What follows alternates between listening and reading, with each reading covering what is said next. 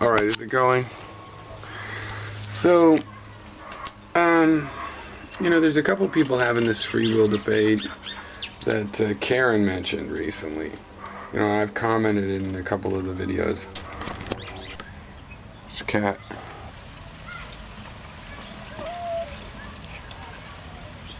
I don't know. What do you think?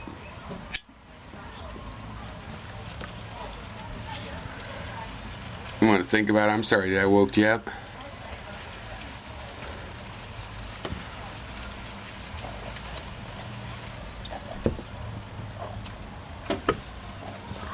Okay. Well, you could go do your business then. Alright. Well, what I was thinking is that certain of you, and to be specific, I mean all of you, seem to have... So Snake Plisskenist in his video, was a little bit of... He was talking about, replying to me, and talked a little bit about Will. But he just mentioned something as a tangent I'll take, he was, that wasn't about me, I don't think, or he didn't know it was about me. But, about the word spirituality and spirit. What's it mean if you don't believe in spirits? Or maybe it was about me, because I've done that a lot. And the thing is that I didn't actually finish it, but yet I'm going to, but I'm going to smoke a cigarette. But it inspired me to explain my own atheism and why I've never clicked with the atheist community here, and why I would instead characterize them as being mostly recovering theists. It's a cat.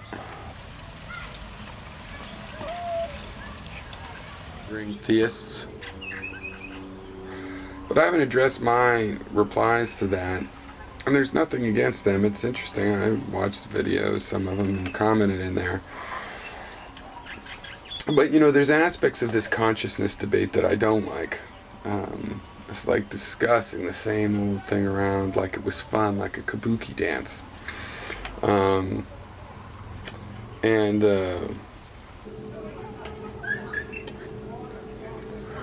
Either people that were theists and are literally recovering, unborn again, or whether they are, just in at like an area of the country where there's lots of theists and develop this reaction, this allergic reaction to theism. So, basically, the two categories that I don't like. The one is this kabuki dance about somehow deducing that the universe is deterministic. And thus, all you need to know about consciousness. Right? Well, the thing is, if you have correctly deduced that the universe is deterministic, that does not mean you understand consciousness. Definitely don't yet understand consciousness, and if it's determinable, then you ought to have better luck than anybody else determining what it is. Okay. I don't have any urge to reclaim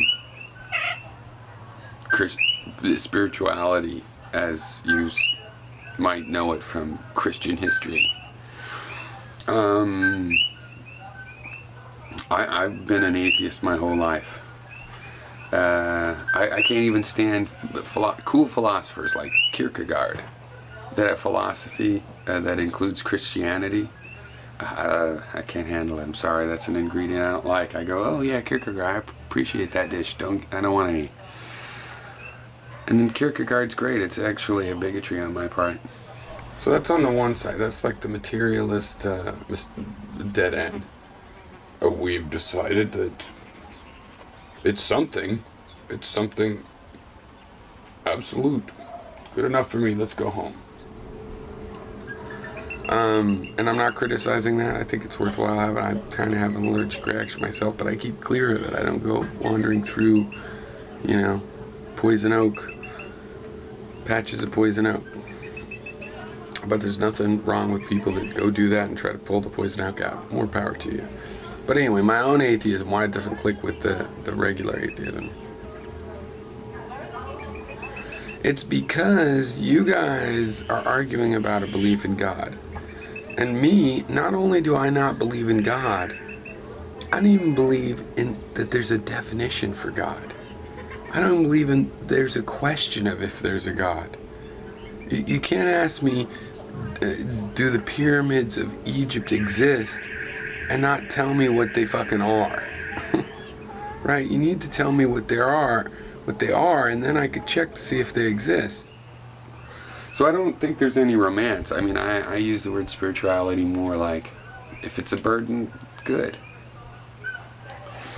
The reason I use the word spirituality is because, see, I think the way humans figure things out is we have these emotions.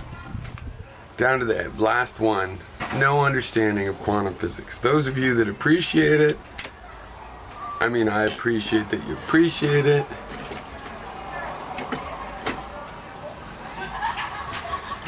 Is that the raccoon, I think? And we generally start by taking, or we seem to have taken, metaphysical interpretations of these things for granted. So, for example, a young lad 1,000 years ago, or 5 years ago, or 20,000 years ago, falls in love with a girl, and he takes it as it's meant to be. He takes a metaphysical meaning out of that feeling, and it motivates him. It's part of his motivation. It's not really the cause of his motivation, but it sort of is. It's a genetic cause. Right? I don't even believe there is a definition of God that I can check. And until I can check, I don't have to answer questions of if I believe. Do you believe in Blaga Blaga? Well, what is Blaga Blaga? I'm not going to say you have to commit to believing in it or not first. Come on, everybody, Blaga Blaga. Lots of people believe in it. It must be something. No. You have to define what it is. I don't even believe there's a definition for God. Yeah. So I'm not asking or wondering about the same question as you guys. You guys are like, but is there a God though? But there's no definition for God. Oh, good point, but is there one? It's nonsense. It's nonsensical nonsense. It's layers of nonsense. You haven't even asked the question that shows how much nonsense it is yet. If you are asking, is there a God, and you don't have a fucking definition. Well, just something like God, you know, the general idea. There is no, it's an incoherent idea. There is no general idea that you can use as a word. It's incoherent. That's why we don't believe in God, because it's incoherent. Now, if somebody comes up, somebody could say, well, by God, I mean Newcastle beer. Yeah, I believe in Newcastle beer exists. And that's your God? I might believe that. Let me look at your behavior. Right? Spinozan God. Well, the universe is awesome, and that's my God. Yeah, I believe the universe exists. Okay, yes. Come up with a definition. Is Christian God? There is no definition. Judeo-Christian God? No, there's no real definition. The Judeo definition of this kind of idea? No, I don't see it. The Christian, the popular Christian idea of a big bearded man? No, I definitely, if that's the definition, a big bearded guy that judges everybody. No, I've seen no evidence. I definitely don't believe in that. That's not possible. You know, what definition of God do you mean? Or else, there is no question. Okay, cheers. This is the cat, Emily.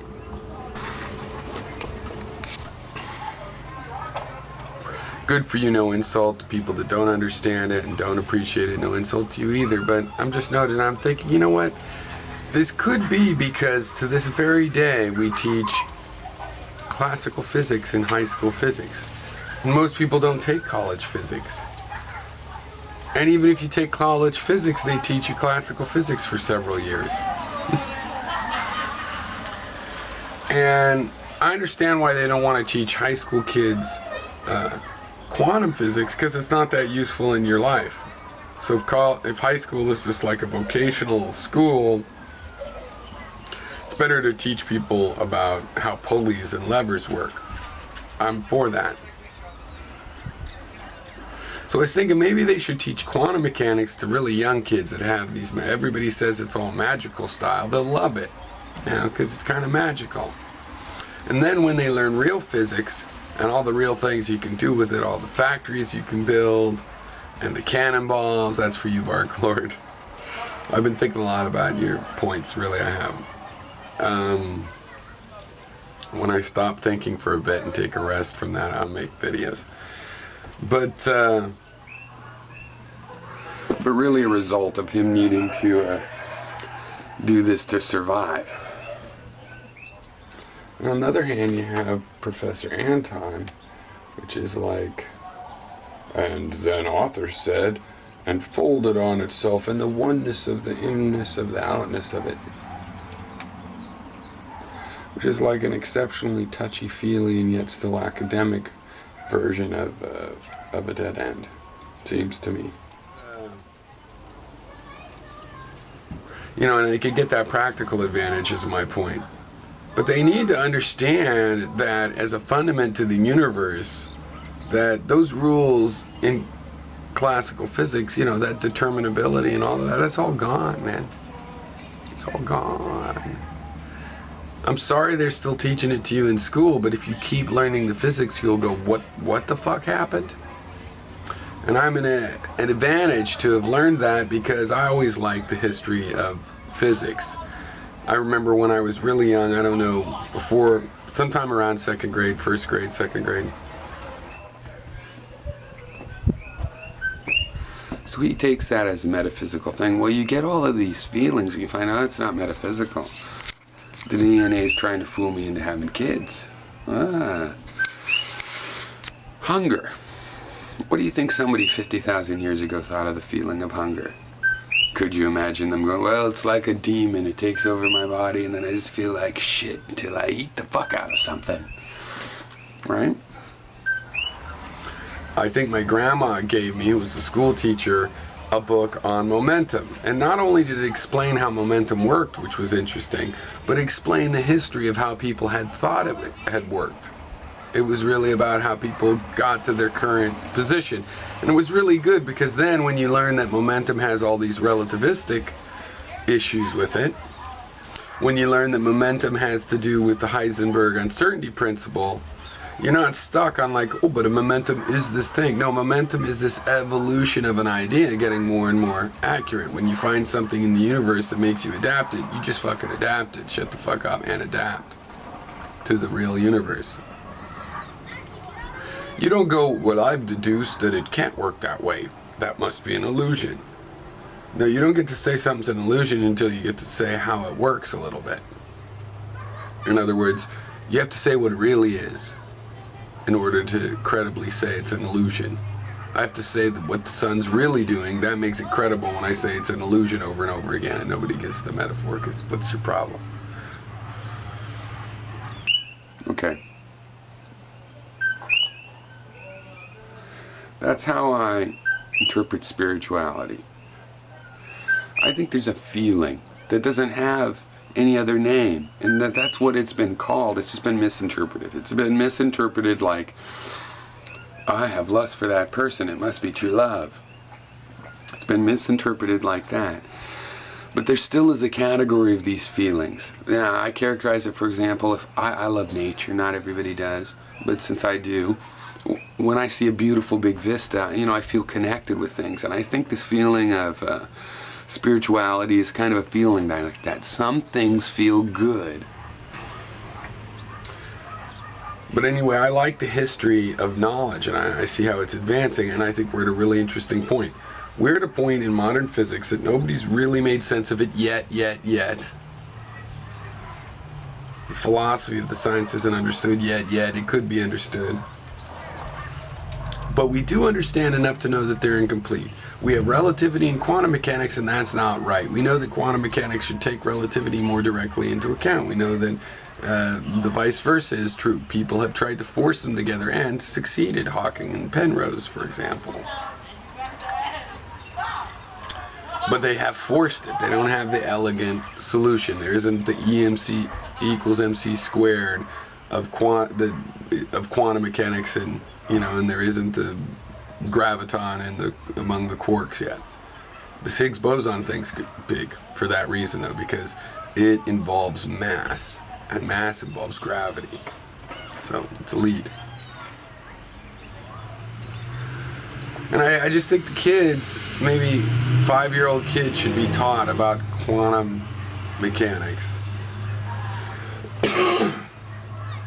Or else just give in to what I'd really like and, teach the kids quantum mechanics while you're teaching them Newtonian mechanics. Make them do the homework in Newtonian mechanics, but say, excuse me, but say, actually F equals ma isn't quite right. Here's the real thing, but we're going to use this approximation. I mean, like in college level classical mechanics, you do this. They finally, you do physics where you have to take friction into account. And it's amazing how casual they are. It's like, oh, for friction, put velocity cubed or to the 4th power or something, whatever. And then it has sound and touch and space and all of these things in it. And it's not the same as everybody else. You can materially deduce that in various other ways. And yet, a computer can turn its camera on, and I don't think on the inside it's thinking, I'm looking at, it doesn't, it's not a witness to that. It's just coursing, that's just energy coursing through the computer. Like water going through, cracks and crevices, through gears, making gears spin.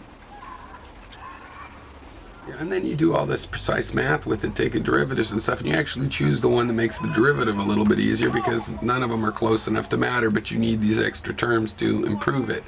And just weird stuff like what you really have to deal with when you apply even Newtonian mathematics, and you find that Newtonian mathematics is like billiards, like trick shots are possible. There's weird stuff in it. Galilean relativity is part of Newtonian mechanics, and that already is fucking weird. Part of science is that it's weird and it stretches your mind, and it's our job to go ahead and go, well, I must be the weird one. I mean, I could see the world is full of grass and cats, and it's ordinary. If it seems weird, if I see something finally that must be weird, then I must have some, explaining to do to myself about what it is I really think I'm seeing. Now, I won't be coy, and I'll say now, in my analysis, 45 years of life, a good 38,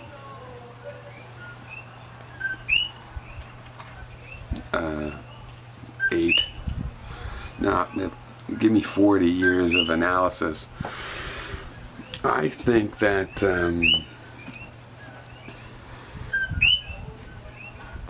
spiritual experiences are things that make me feel connected to this larger space. There's things that make me look at a bigger scope of things that I'm connected to.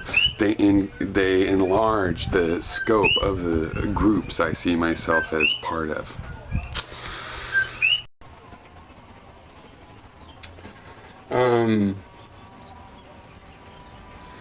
I don't think any of it's magic. That's what I'm saying, that we can address this stuff by physics, and we haven't addressed it yet. And so to me it seems clear that the closest thing to oh my god, how, not magic, but beyond our technology, looks like magic because of that, but we know it's not going to be, but geez, would be this existence of this experience of being the witness. You open your eyes and you see this movie, and it's not having sex with a woman, and it's not eating a big meal. What is it? And when I have those feelings, whatever's going on, I consider that a spiritual experience. I don't know what it means exactly, but I think I do. But let's just play along. And I put them in a category. Spiritual experience. I wonder what those mean. I'll look at that. What? Huh? It's not about nature, even though I feel this way in nature. Sometimes it happens anywhere. Right? So that's the question, and again, people want to avoid that and go, well, we're sure that's not really free, that part's an illusion. And see, what I've said, a more honest thing to me is that what you would say is that you don't know what the phenomenon of consciousness is. You've deduced a prediction that it's deterministic. That I would like. But instead, you're absolutely sure about that, and you're using 120-year-old epistemology and science to assert it. It's a lot like 100 years ago arguing with the Christians. I mean, you just know these ancient arguments that for some reason those count. Yeah. All right. Cheers. It is fucking cold out here. I bet it's like 65 or something. But, so yeah.